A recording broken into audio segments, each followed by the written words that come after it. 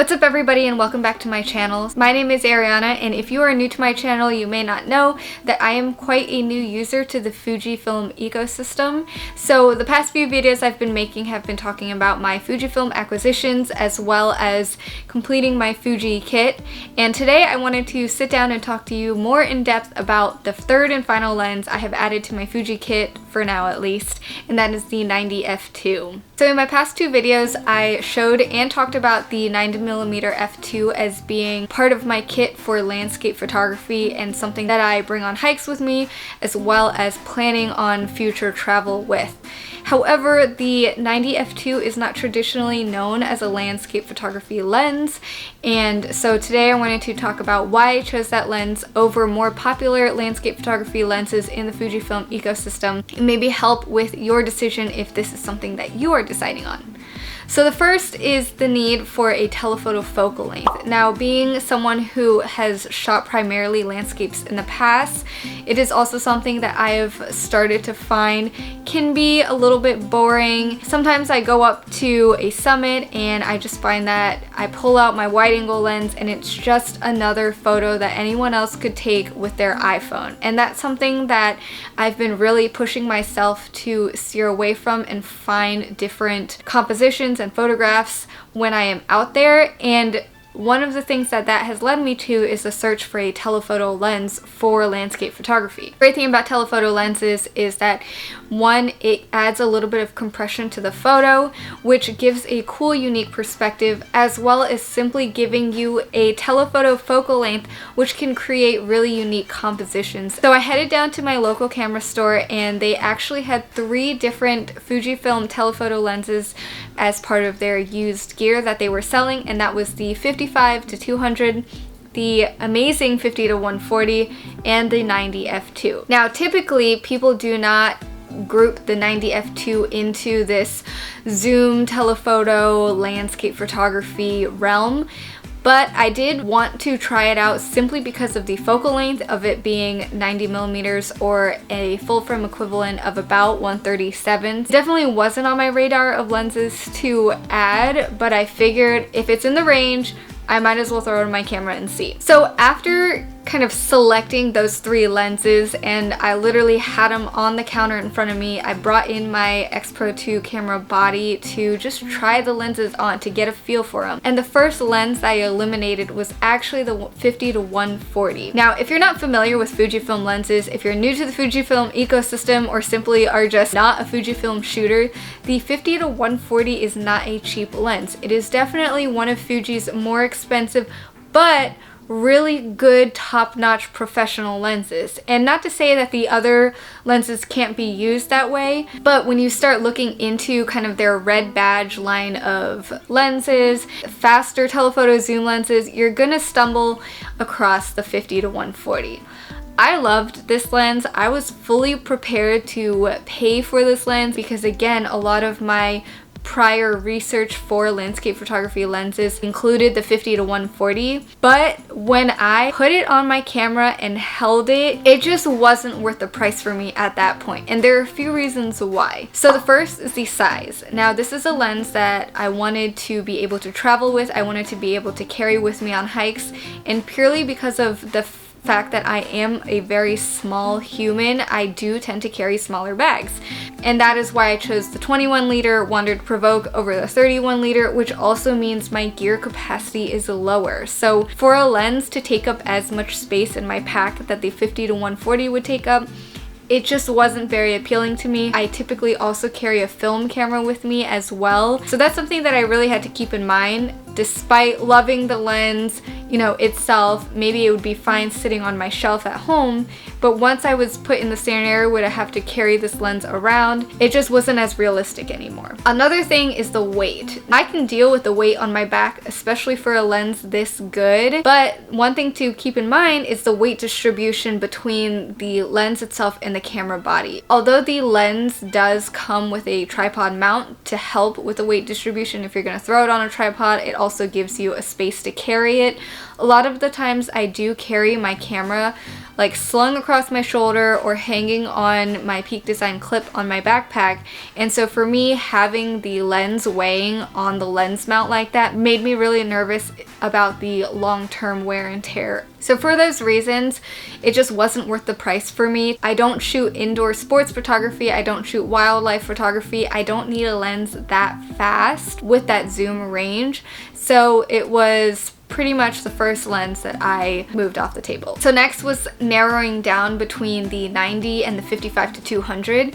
So the 55-200, again, is a really great lens and it's very well liked in the landscape photography world.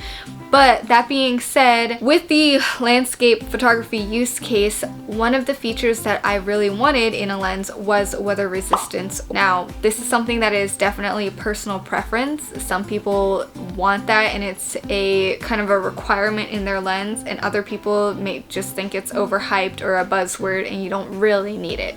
There are a few reasons why I actually did prioritize weather resistance in this case. The first is simply the use case of it. I wanted to use it outdoors. I don't know what conditions it's going to be put in. I want to be able to put it in conditions where I'm going to need it to hold up. Another thing is, like I mentioned in my video about the 10-24, even though the 10-24 is not weather resistant either, it actually has an internal zoom, so there's less area for dust and elements to collect into the lens and get into the lens.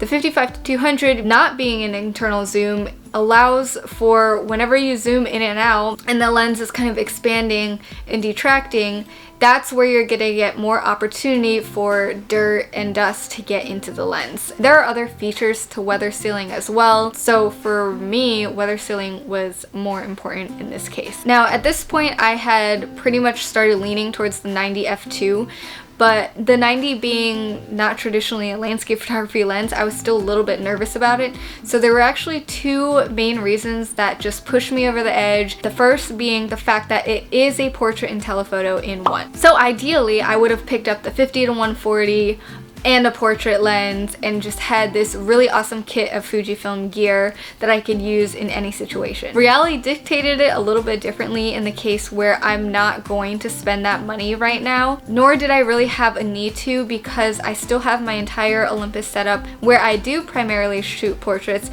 so I own portrait lenses for my Olympus. However, and I will say this cautiously, I wanted to still think ahead, and the fact that I could get a portrait lens in the 90 f2 as well as my original desired telephoto lens in the 90 f2 was a huge selling point for me to get this lens, simply because of that versatility. Now, one could argue the 55-200 is more versatile because you have a range in terms of focal length. You can use it at 55, you can use it at 200. But at the same time, I could argue having the 90 f2 being able to open up to f2 and allowing it for that bokeh if you want to have it as a longer portrait lens, but also have it as a longer telephoto landscape lens is actually quite versatile as well. So then that leads me to the last reason why I got the 90 f2, and that really ultimately boils down to what kind of photographer I am. The key difference between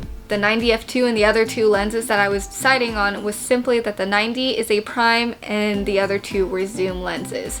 And this is where I had to step back and realize what kind of photographer I am, and I could watch as many YouTube videos as I wanted and reviews on the two zoom lenses and hear about how awesome the 50-140 was and how great the 55-200 is, but at the end of the day, I myself am simply just a prime shooter. I've been shooting prime on Olympus for the past year, and I've found myself, instead of actually zooming in and out, I still move my body to change the composition to zoom in and out. I had to realize that I wasn't going to utilize a zoom the way I thought I was, or the way that people do when I watch their reviews of the zoom lens. So for me, ultimately it boiled down to, to, am I really going to use the zoom features? Do I need that focal range? Or is the 90 perfectly fine with me, combined with all of the other reasons why I got the 90? And like I said, I've taken it out already. I've used it around the house and I have no regrets about the 90. I never wish that I could zoom in and out. I never wish I could get a even longer focal range. And this may change as I put myself in different scenarios or use my Fuji kit in different places. But at the end of the day, I think right now I do photography for fun, and shooting prime does allow some limitations, which also allows me to think more creatively in terms of different compositions that I want. So it definitely has a place in my kit, and I am very happy with my decision of getting the 90 f2. It is an amazing lens. It's a beautiful lens. I'm not even going to touch on image quality or build quality because truthfully most Fuji lenses are built really well and they put out amazing images. So I do hope this video may have helped someone, and if not, maybe it could shed some more light on how the 90 could be used as a landscape photography lens and not just in portraits, because most of the videos that I did watch on the 90 f2 ended up being portrait videos. So if you did enjoy this video, please make sure to give it a thumbs up. The engagement definitely helps. Subscribe to my channel for future videos on Fujifilm, Olympus, and film photography in general. If you guys have any insight, and I've been asking this in every video, please leave a comment down below. I've been learning so much in my comment section from people who are more seasoned Fuji shooters or photographers in general. And as I always say, I will see you guys in my next video.